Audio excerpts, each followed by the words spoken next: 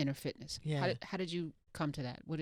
How did I come to the term, or how did I come to the journey of come inner to fitness? becoming innerly fit? Yeah, because I wanted more for my life. So what did that look like? Was it yoga? Was it Okay. religion? Yeah, Was those are great questions, and it's a combination of all of it. And it was going to a non-traditional church, where you got to experience the idea of you being connected to something bigger than you without all of the rules that go with it, right? And so that was really important. Then, the more I started to feel connected to my inner self, because I was learning that there is an inner me, and that there is something greater than all of us that is aware of us. And in our lives, the thing that has us feeling most at risk is that we don't feel safe. We want to feel safe, seen, and heard. And the thing that has us feeling like we are not safe is not having a place where you truly feel like yourself and like that's okay. A lot of what you're talking about, when you started first talking about the inner fitness, it reminds me of the phrase, as above, so below, as without, so within. And we really are, on the inside, a replica of what's happening on the outside and vice versa. And so the fact that you were able to find that sense of peace in a religious space that didn't have the spiritual rules, space. in a spiritual In a space that didn't spiritual have space. the rules of the religion, that to me, I feel like there's a synergy there that I think if a lot more people would be comfortable to sit in a space like that where they could experience whatever that outer being is that is aware of us, and however you define it, however you call it, without the rules and the need to conform to some other person's interpretation of what that experience should be, I feel like a lot more of us would be headed towards an inner fit Absolutely. space.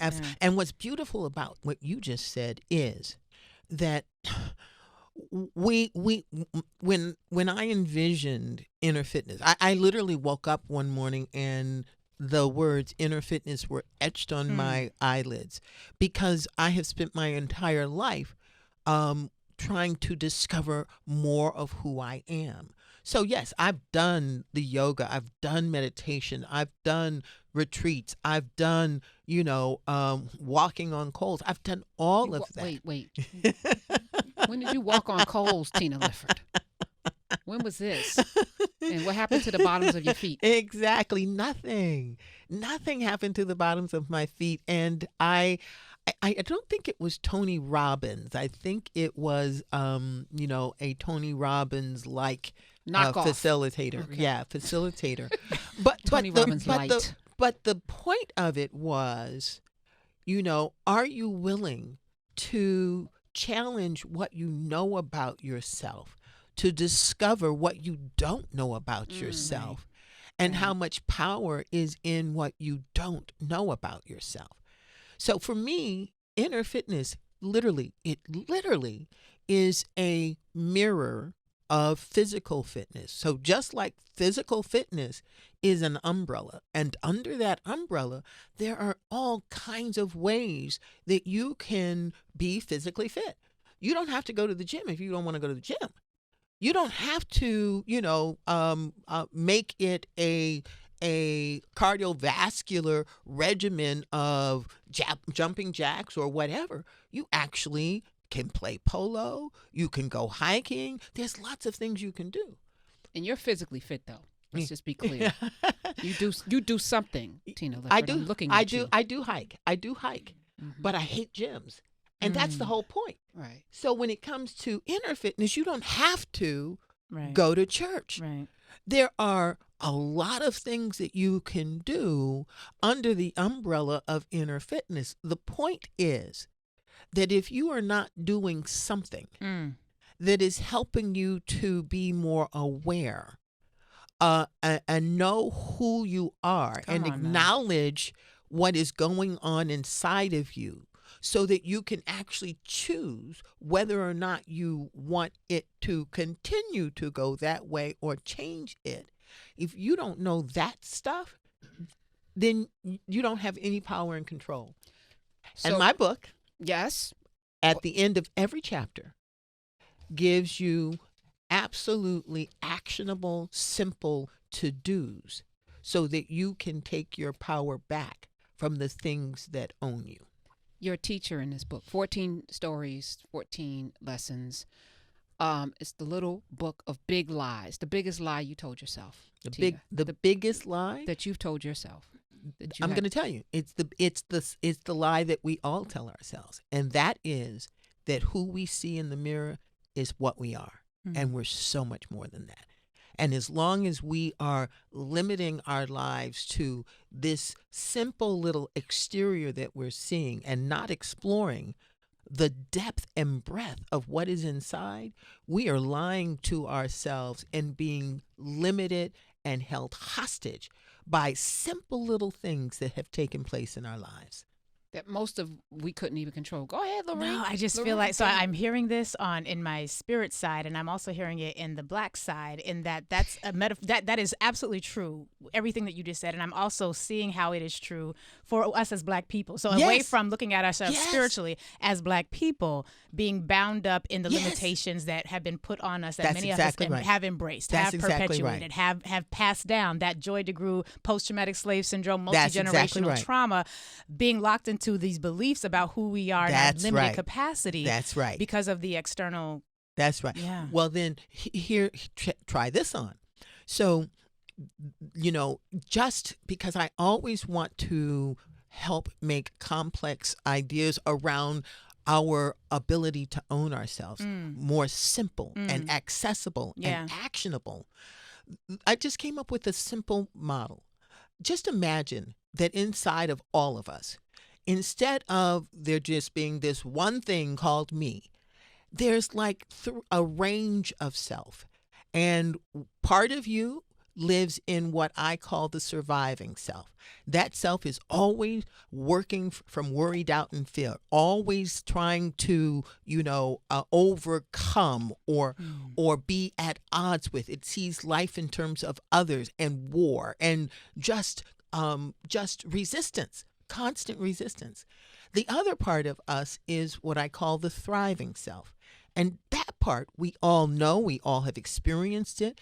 That part is the opening where love, where hope. Hope is, we talk about hope and possibility like they're nice, woo-woo terms. What we don't realize is that there has never been anything, no movement, no true transformation that didn't come out of someone's hope and vision.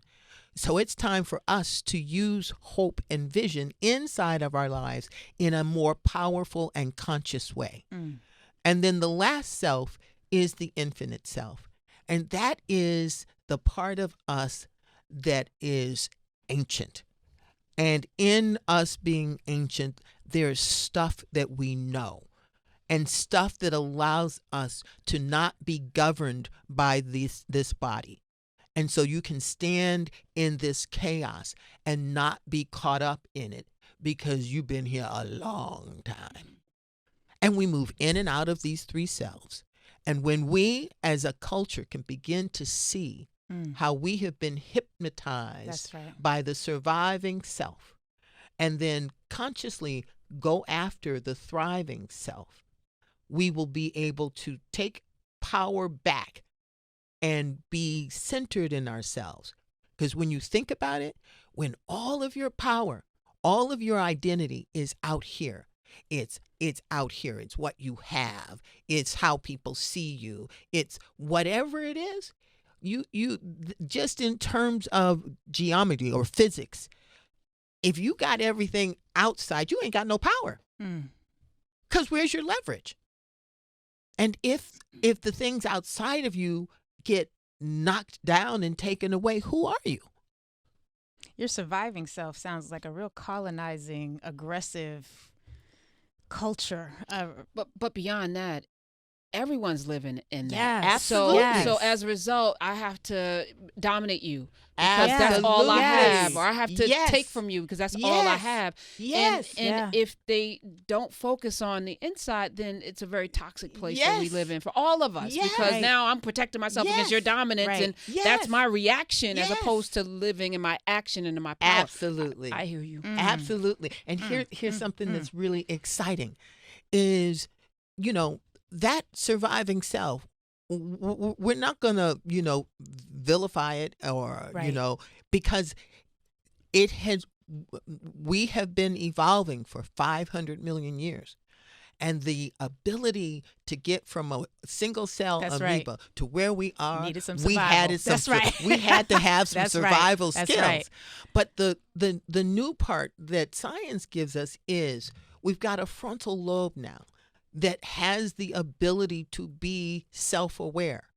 So if here we are, if you remember the chart of evolution that you saw in school where you started as a caveman and you go up and up and up to Homo sapien sapien, y'all, we ain't the end. Oh. So one would posit that some have already evolved. Some I'm just going to throw that out there. Some have. Some have. So my hope is that as we're evolving, we're also tapping into that ancient wisdom still, because I think our evolution, separate from that ancient wisdom, puts us in a place where the surviving self can dominate. Absolutely. So if we're not tapping into that ancestral wisdom, Absolutely. that generations of wisdom that we have, and Absolutely. that's why, yes, when we do talk about this in terms of race, yes, slavery happened, but we have way more ancestors who never experienced that we Absolutely. could also be tapping That's into. exactly right.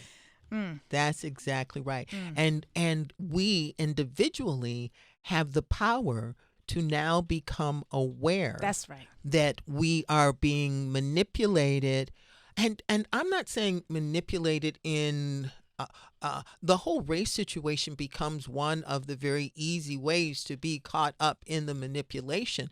But I am saying that the very DNA of the survival mindset that has been on the planet for 500 million years, we got to know that default is in us. And now we have to be conscious and responsible so that the thriving self has more room. Y'all, we have to be intentional about hope and possibility. You will never, ever find someone in depression who has a sense of hope and possibility. So how do we build that? So Inner Fitness is asking those kinds of questions.